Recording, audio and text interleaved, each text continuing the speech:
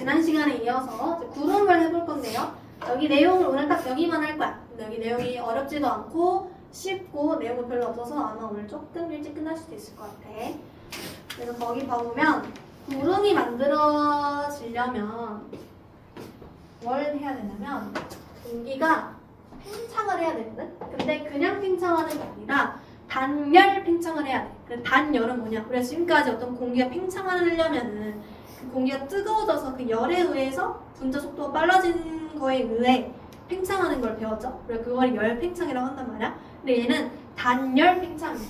단열 팽창은 끊을 단자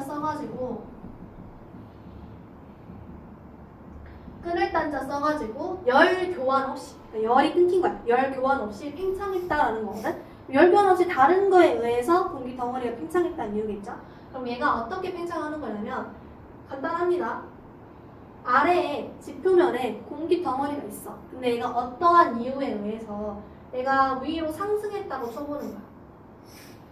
어떠한 이유에 의해서 위로 상승을 했어요. 그러면 우리가 알고 있듯이 지표면이랑 산 꼭대기에서의 공기의 밀집도를 비교를 해보면은 아래에서가 훨씬 더 공기가 많잖아요. 그죠? 그래서 이 공기 덩어리를 누르고 있는 이 공기수는 지표면에서 훨씬 많아. 근데 위로 올라가면은 이 공기수 자체가 되게 적어지니까 이 공기 덩어리를 누르고 있는, 얘를 누르면서 압박하고 있는 힘 자체도 줄어들게 되겠죠. 그죠? 아래에서는 좀 더 가정해서 표현해보자면 요런 힘으로 눌렀지만은 위로 가면은 이 공기수 자체가 줄어들다 보니까 얘가 누르는 힘이 줄어들어. 되게 진짜 극단적으로 그런 거는 누르는 힘이 줄어들어. 그렇다 보니 이 안에서 얘가 팽창할 수 있는 여지가 생기겠죠. 그죠? 위에 옆에 있는 주변에 누르는 힘, 즉 기압이 줄어들다 보니까 팽창할 수 있는 여지가 줄어듭니다. 그래서 얘가 공기 덩어리가 팽창을 해요. 아래에서 위로 상승하게 되면. 그래서 얘가 이 과정에서 열교환은 없지만 일단 팽창을 했죠. 열교환은 없지만 팽창을 했어. 근데 이 팽창의 결과물로 온도 변화가 생겨. 열교환은 없었지만은 온도 변화가 생겨요. 그래서 위로 상승하면서 단열 팽창에 의해서 뭐가 일어나면 온도의 하강이 일어납니다. 온도가 내려가. 왜 그러냐면 아래에서 위로 올라가게 되면은 여기 안에 있던 공기 덩어리 안에 있던 여러 가지 공기 입자들이 이 자기 공기 덩어리를 팽창시키는데 에너지를 소비를 하게 돼. 그럼 자기가 갖고 있는 에너지를 소비하니까 그만큼 열을 잃는 거겠죠. 자기가 갖고 있는 열을 잃게 되다 보니까 안에 내부에서의 공기 온도는 내려가게 됩니다. 좀 덥다 했어.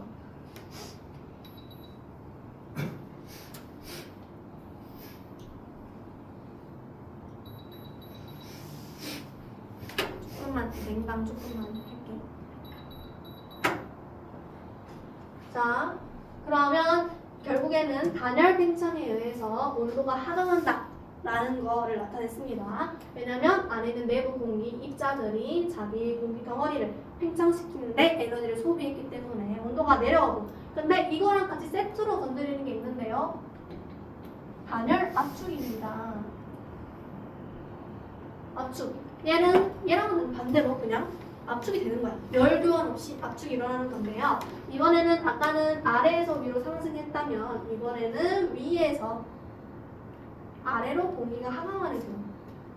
이때에는 열 교환 없이 압축이 되었다라고 해서 단열 압축이고요. 마찬가지로 위에서는 공기가 별로 없어서 얘를 누르는 힘이 약하지만 아래에 있으면 아래에 있을수록 공기 입자들이 많아지다 보니 기압이 높아집니다. 그래서 이 공기 덩어리를 누르는 힘 자체가 커집니다. 그래서 압축이 일어납니다. 이 과정에서 뭐가 일어나냐면 온도의 상승이 일어납니다. 압축이 되었기 때문에.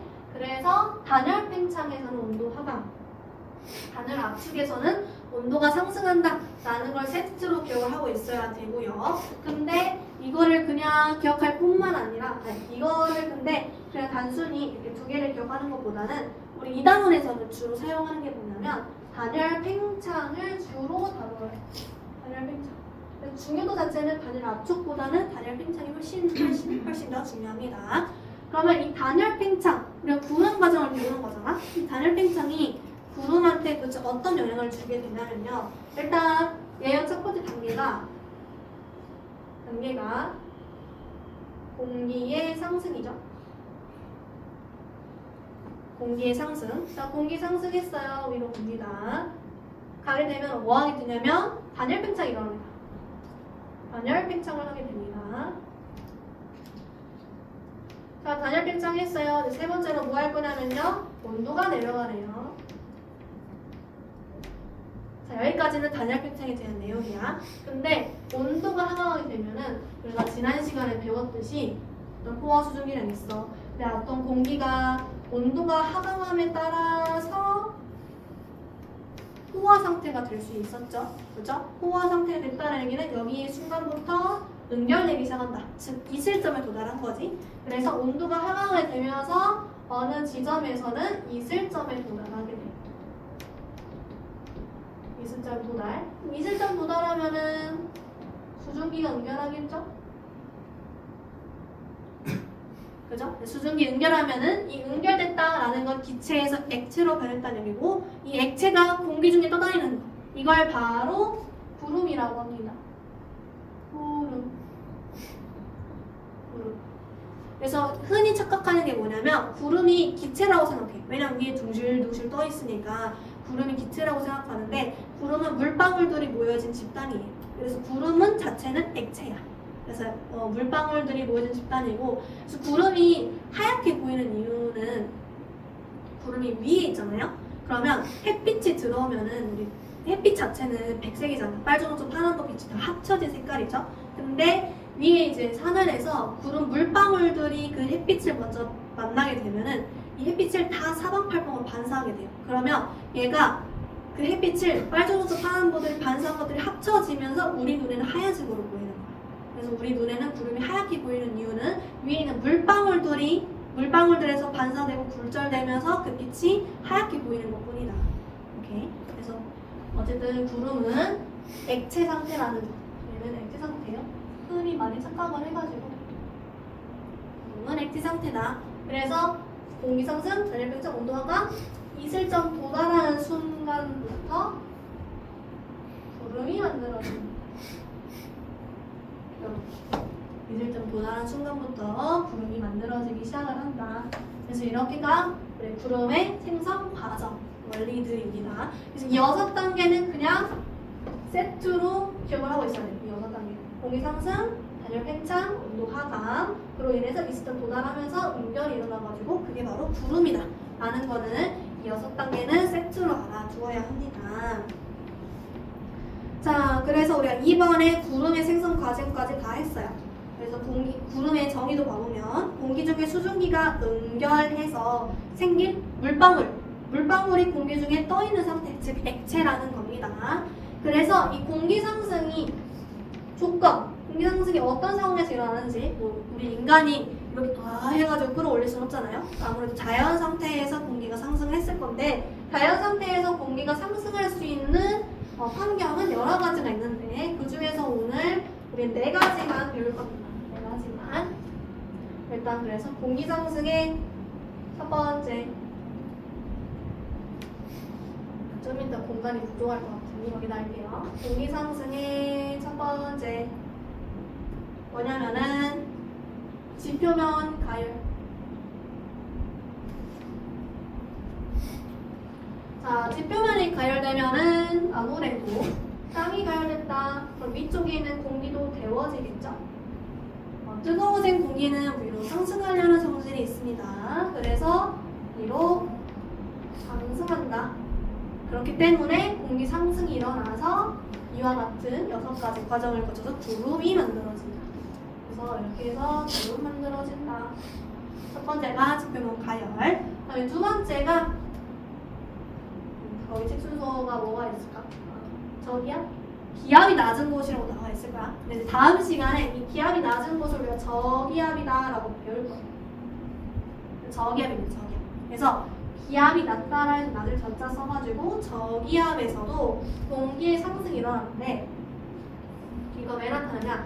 기압이 나타나는 거는 다른 주변부에 비해서 공기 덩어리 숫자가 공기 입자 수가 적다는 거겠죠? 기압이 나타나는 거니까. 그러면 어떤 공기에서 어떤 공간에서 어떤 지역에서 이 공기가 다 위로 상승해. 어떤 이유에 의해서 상승을 하게 돼요. 상승을 하면은 아래에 있던 공기 입자들이 다 위로 가버린 거잖아. 그러면 이 땅 지역에서는 이 입장에서는 공기를 다 위로 갖고 가버린 거기 때문에 얘는 점점점 공기가 부족해지겠지. 그래서 저기압이가 나게 하는 거고, 공기가 부족해지면은 이 부족한 공기를 채워주기 위해서 주변에서 끌고 옵니다. 주변에서 끌고 와요. 그래서 주변에서 끌고 와서 또 그만큼 위로 보내가지고 위로 보냈다 공기 상승에 의한 구름 형성. 그래서 저기압에서도 구름이 만들어집니다. 그래서 거기 저기압 보면은 두 번째 칸에 기압이 낮은 곳으로 공기가 모여들 때, 즉 저게 지금 저기압인 경우입니다.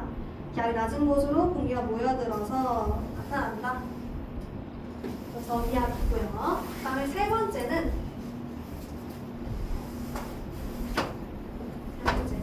번째는 산맥입니다. 산맥.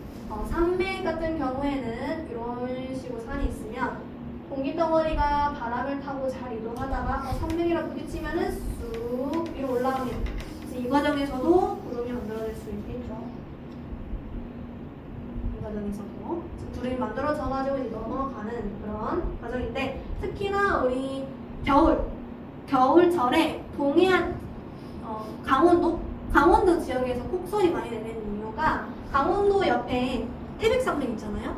그쵸? 그래서 우리나라 생활해보면 우리나라 이렇게 있어요. 그리고 이상하긴 한데 우리나라 있으면 자 여기가 강원도인데 이쪽에 태백산맥 있잖아. 그러면 겨울철에 있던 공기 덩어리가 이 산맥을 타고 이렇게 위로 산맥을 타고 위로 올라와서 구름이 매우 잘 만들어져. 그렇다 보니까 강원도 쪽에서는 눈이 많이 내리는 거니까 태백산맥 근처에 있다 보니까. 그래서 어쨌든 산맥을 타고 올라갈 때에도 구름이 만들어질 수 있다. 그래서 너네들 가끔 엄마 아빠 따라가지고 드라이브 갈 때 산 주변부에 보면은 구름이 많은 걸 볼 수 있어요. 산 주변부에 구름이 좀 많거든요. 그 이유는 산맥에서는 이러한 이유에 의해서 구름이 많이 만들어진다. 또 이제 마지막이 이것도 다른 두 번째 시간, 이 이후에 두 번째 시간 때 전선에 대해서 배울 건데요. 거기는 찬 기단이라고 하나? 거기는 이제 따뜻한 공기와 찬 공기가 만날 때라고 소개가 되어 있네요.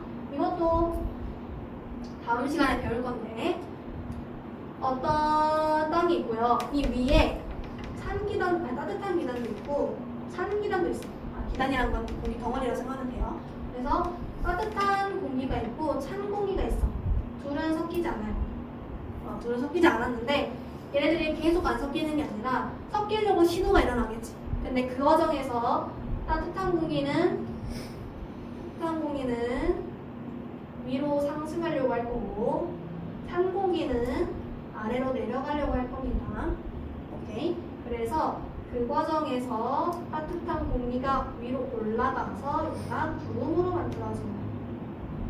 오케이. 그래서 공기 상승에 의해 단열 팽창이 일어나고 마찬가지로 구름이 만들어진다. 그래서 전선은 다음 시간에 또 배울 건데요. 여러 가지 전선들이 또 있어요. 그래서 얘는 그냥 따뜻한 공기랑 찬 공기가 만나서 따뜻한 공기가 위로 상승할 때 구름이 만들어진다. 라는 정도, 지금은 그 정도만 기억하고 있으면 될 것 같아요.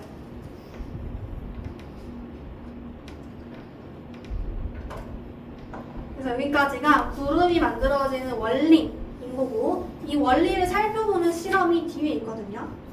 50쪽. 이게 문제에서 많이 같이 곁들어서 많이 나오기 때문에 이거를 이해를 해야 되는데 많이들 헷갈려 하더라고. 시험 기간 때 보면은. 그래서 한동안 소개를 해보면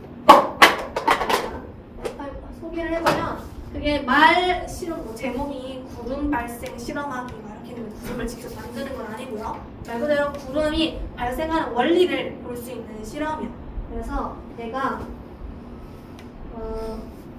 딱 진짜 뭐 간단하게 페트병을 하나 준비해. 페트병 하나 준비해요. 그리고 위에는 펌프질 할 수 있는 고무가 있어. 너무 크게 그린 것 같아요. 어쨌든 이 펌프질 할 수 있는 고무가 있는데 이 페트병 안에 물을 매우 조금 넣어.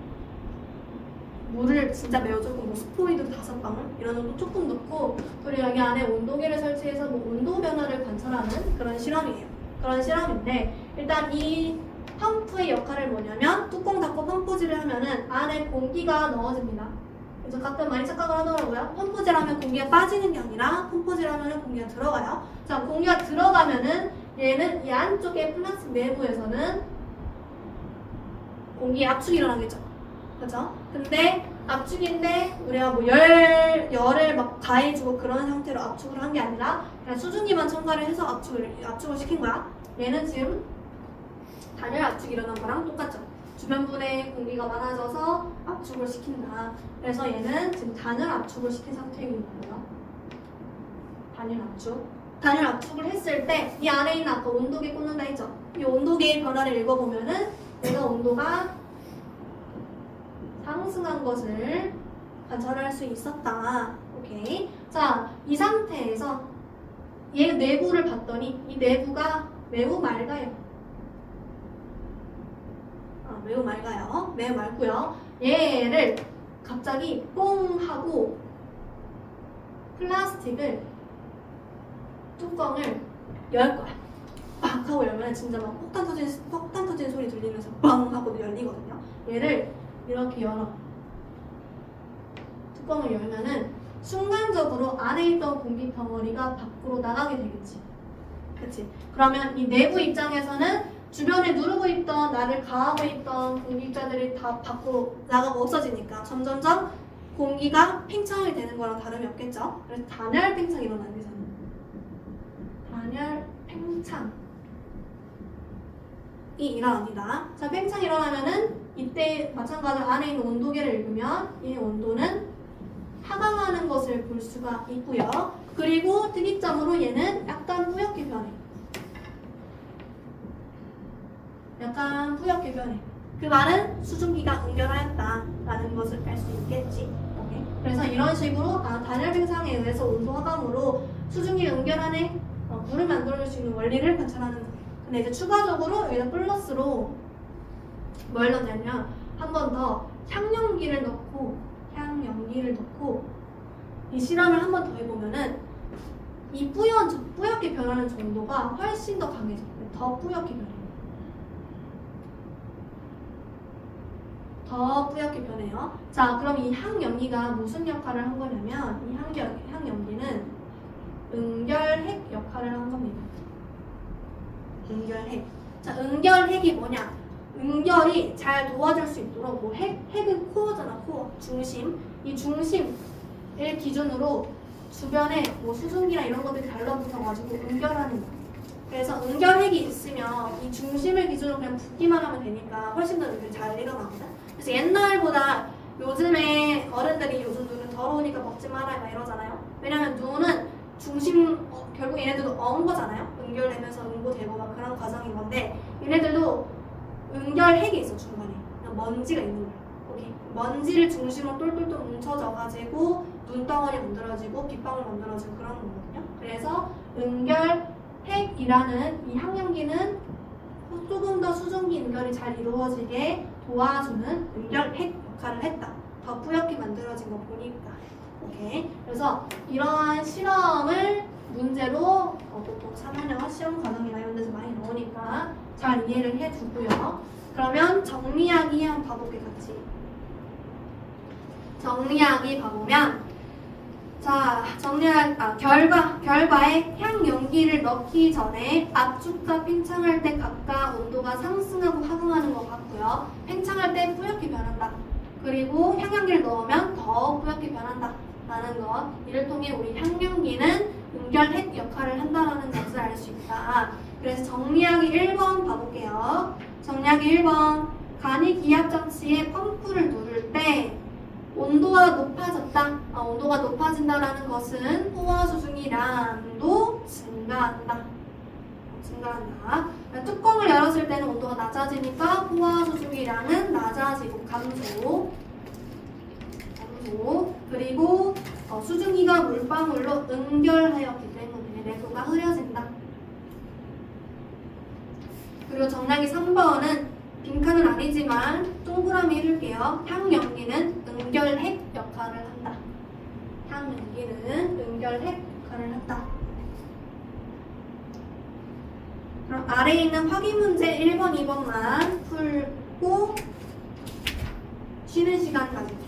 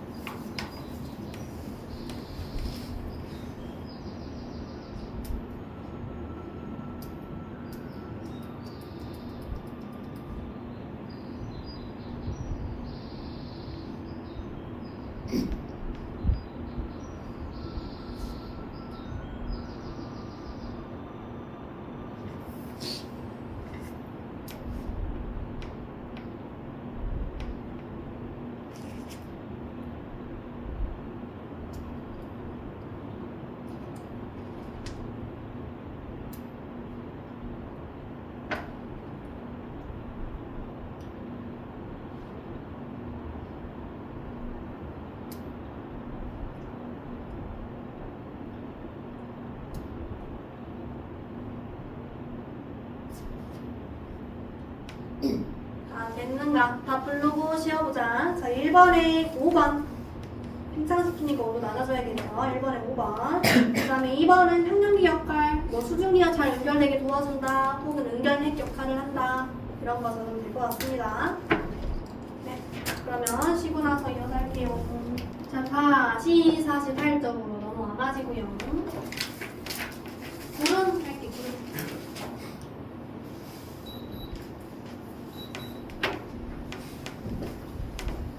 자, 구름의 종류. 그래서 이렇게 만들어져가지고 생긴 구름의 종류에는 여러 가지가 있겠죠? 우리도 봐보면은 늘 똑같은 구름이 만들어지는 건 아니잖아? 그래서 구름의 종류는 매우 많은데 그 중에서 우리는 가장 큰 범주에 해당하는 두 가지를 배울 거예요. 그래서 일단 첫 번째가 저분형. 저분형.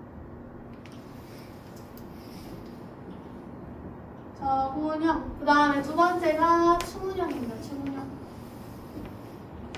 자, 저분형은 쌓을 적자, 구름 문자 써가지고 구름이 층층이 쌓였다라는 거야. 저분형.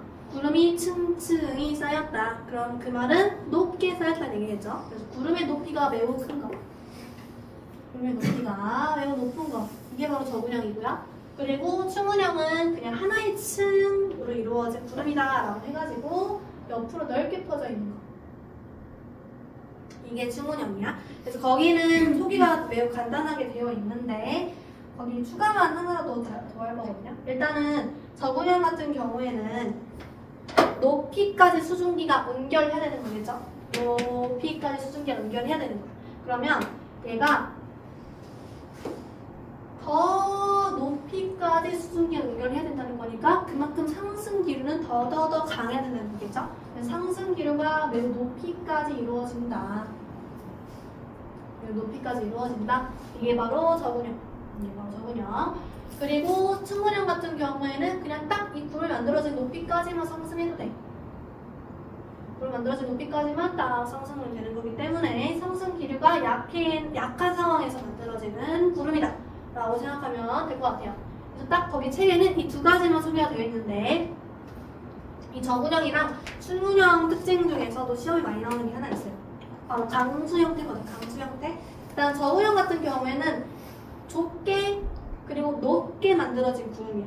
그래서 비가 좁은 면적이 오거든. 근데 추문형은 낮게 넓게 만들어진 구름이거든. 그래서 얘는 매우 넓은 면적의 비가 비가 내린단 말이야. 외우면 되게. 만약 여기 사람이 서 있다 치면은 사람이 여기 막 서 있어요. 사람이 서 있다 치면은 얘가 바람이 이쪽으로 분다라고 해볼게. 바람이 이렇게 불어요. 그럼 얘는 잠깐 비가 스쳐 지나가는 소나기 형태로 비가 내릴 거야. 소나기 형태. 근데 얘 같은 경우에는 충분형 같은 경우에는 바람이 이렇게 불면은 얘가 오랜 시간 동안 스쳐 지나가는 조금 얘보다는 비교적 조금 더 오래된 비가 오겠죠.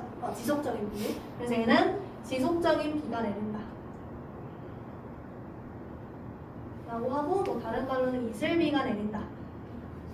라고 합니다. 그래서 이거 두 개, 강수 형태인 두 개만 여기다 추가로 적어 놓읍시다. 소나기랑 지속적인 비, 바로 이슬비. 여기다가 추가로 적어 둡시다. 민우야.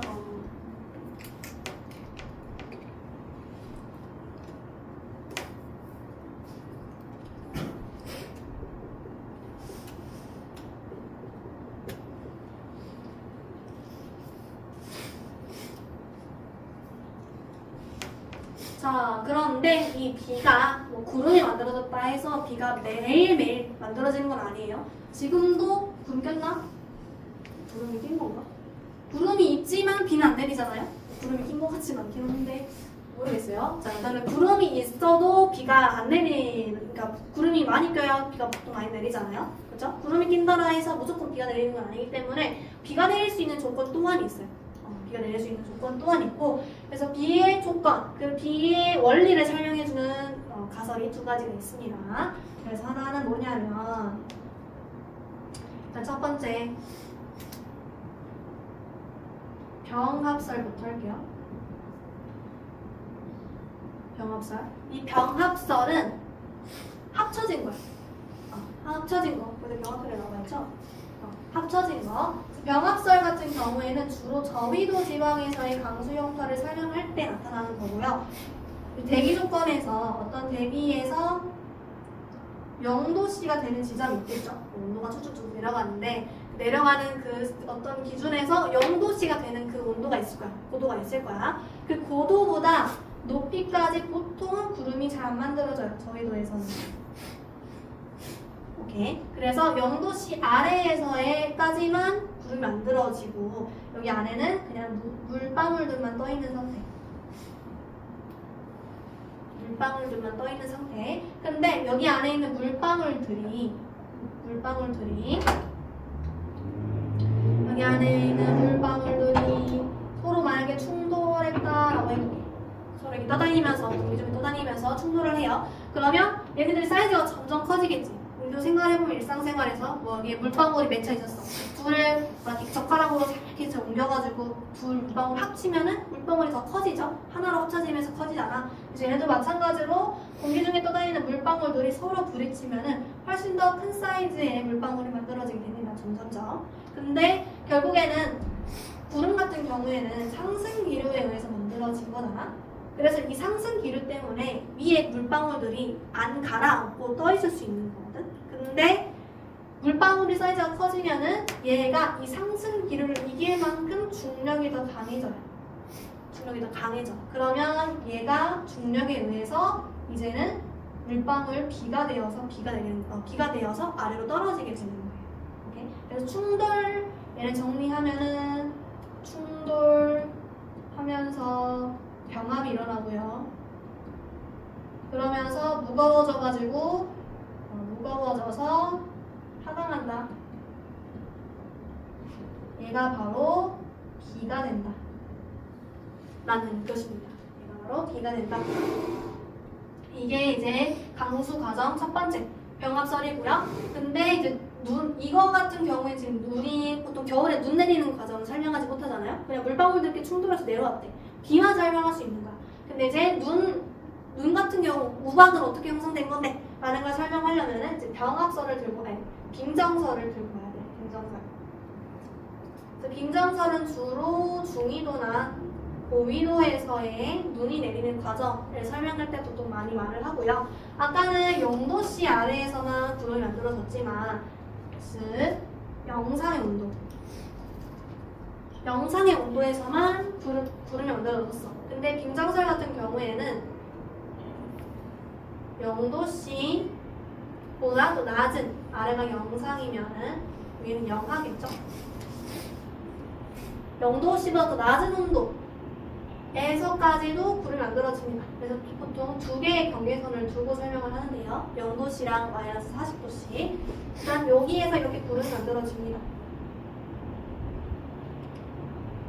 구름 만들어지고, 자, 이게 중요해요. 영상의 온도에서 존재하는 거는 물방울만 존재해. 물방울만 존재해. 그러면 우리가 알고 있는 한 0도씨는 물의 어는 점이잖아. 그러면 0도씨 영하로 떨어지면은 물방울이 다 얼어가지고 얼음만 있어야 할 것 같은데 여기에 이상온도를 섞여 있어. 얼지 않고 남아있는 물방울이 있어. 얼지 않고 남아있는 물방울. 우리가 이거를 과냉각 물방울이라고 하거든. 과냉각 물방울.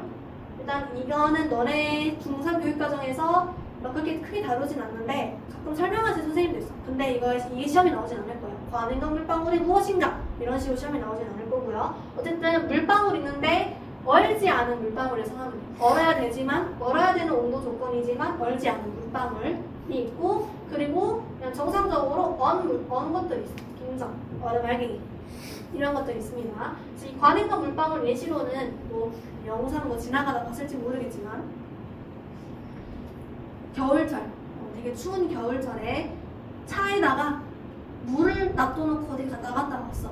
히터 이런 거 안 틀어놓고 나갔다 왔어요. 그럼 나갔다 왔더니 물을 마시려고 물을 잠깐 흔들었어. 근데 물이 갑자기 바삭하고 얼어. 흔드는 순간 얼어버리는 거. 그게 이제 안에 있는 물이 과냉각 상태인 거거든. 얼어야 되는 온도였지만 아무런 충격이 없었기 때문에 얘가 얼지 않은 거야. 그래서 물방울은 0도씨 아래 온도를 측정해보면 0도씨 아래야. 얼어야 되는 온도인데 얼지 않았다. 얘를 조금만 충격을 가해줘도 얼기 시작을 해요. 어는데도 이제 얼려면 약간의 충격이 또 있어야 된단 말이야. 그래서 그런 얼지 않은 상태를 과냉각 물방울이라고 하고요. 위에 이 조건에서는 0도씨랑 마이너스 40도 이 사이에서는 이 두 개가 공존을 하고, 마이너스 40도씨에는 뭐 그런 거 과냉각 물방울 그런 거 없어요. 그냥 다 얼어버려요. 여기 다 빙정의 형태로 존재를 합니다. 네, 여기서 이 분간이 중요해요. 과냉각 물방울. 자, 얼지 않으면 결국에 증발하기 마련이에요. 물은 얼지 않으면 증발할 수밖에 없어. 그래서 물방울이 있고 여기에 빙정이 있어. 따라 해볼게. 자, 물방울이 얼지 않으면 증발한다. 증발하면은 결국엔 수증기로 변하죠. 수증기. 자, 요 수증기들이 빙정에 달라붙습니다. 빙정에 달라붙어요. 자, 빙정에 달라붙으면 이 빙정 사이즈는 점점 커지게 될 겁니다. 오케이. 자, 그러면 물방울 정리해보면은 물방울에서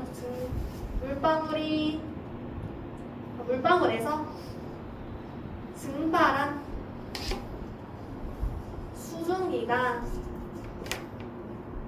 빙정에 달라붙는다. 빙정에 달라붙어서 이제 빙정이 성장하게 되면은 마찬가지로 아까 병합설처럼 무거워져가지고 아래로 내려오게 되는데, 제가 이런 식으로 아래로 내려오게 되는데, 내려오는 과정에서 녹으면 비가 되는 거고요. 내려오는 과정에서 녹지 않으면 눈이 되는 겁니다. 오케이. 그래서 이 과정에서 눈이나 비가 내릴 수 있다. 그래서 눈이 내리는 과정은 빙정설로 설명할 수 있다라는 거.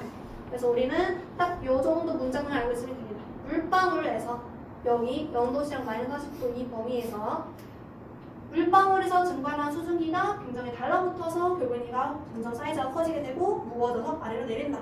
그 과정에서 녹으면은 비가 되고 녹지 않으면 눈이 된다 라는 거. 여기까지 하면은 감수 과정 2개까지 설명을 끝낸 거예요. 오케이. 그러면 책을 한번 같이 봐보면,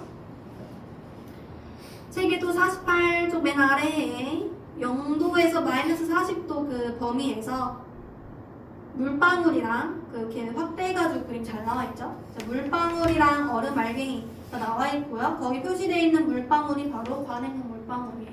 그래서 그 과냉각 물방울에서 결국엔 얼지 않았기 때문에 증발이 일어나고 그 증발로 인한 수증기가 얼음 알갱이에 달라붙어가지고 얼음 알갱이가 성장한다. 그로 인해서 무거워지면 하강한다 라는 내용. 그리고 병합절도 이제 저위도 지방에서의 주로 설명하는 강수 과정이다.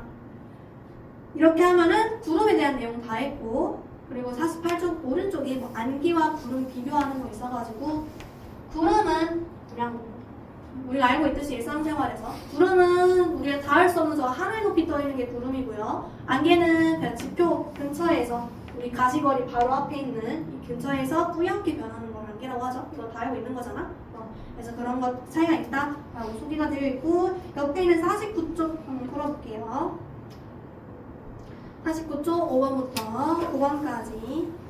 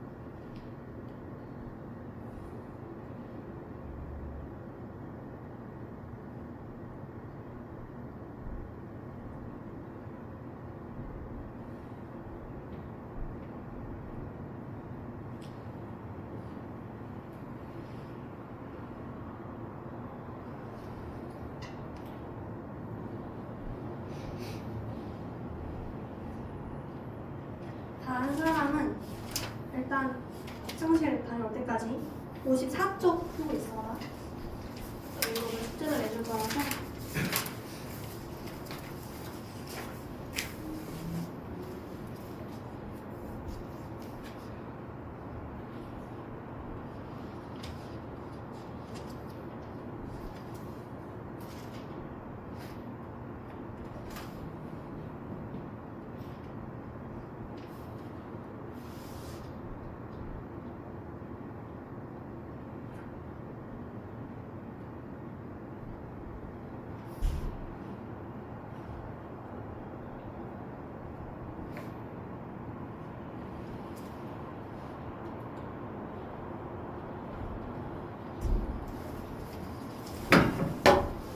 오늘 다 풀었어? 다 풀었어? 내가 다 불러줄게. 49쪽에 5번 49쪽에 5번 5x5 6번에 하강, 팽창, 하강 7번에 5x55 8번은 충운형 9번은 수증기 기억은 수증기 니은은 얼음 알갱이 혹은 빙정 8번에 기억이 미안하다. 기억은 저분형, 니은은 추분형. 선생님 네. 9번 9번에 기억 수증기, 니은 얼음 알갱이. 얼음 알갱이 혹은 균성이라도 돼요. 라고 하면 된다. 하나만 보면은 5번에 3번에 A 지점에서의 기억과 일정은 같다라고 했는데요. 저것도 동일하게 그 포화 수증기랑 곡선했듯이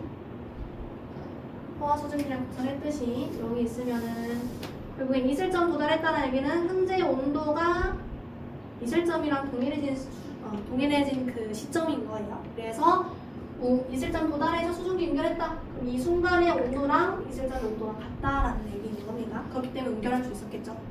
포화 상태가 되면서. 그렇기 때문에 5번에 3번도 맞는 설명이 되는 거예요. 그럼 일단은 개념 다 끝났고 혹시 지금 나 녹화 중에서 너한테 몇 분인지 확인만 해주시면 42분. 그러면 52쪽만 일단 먼저 풀고 여기는 채점까지 하고 끝낼게요. 여기 3쪽은 숙제로 하는 걸로 합시다. 52쪽 먼저. 54쪽. 왼쪽 불러 54쪽이요.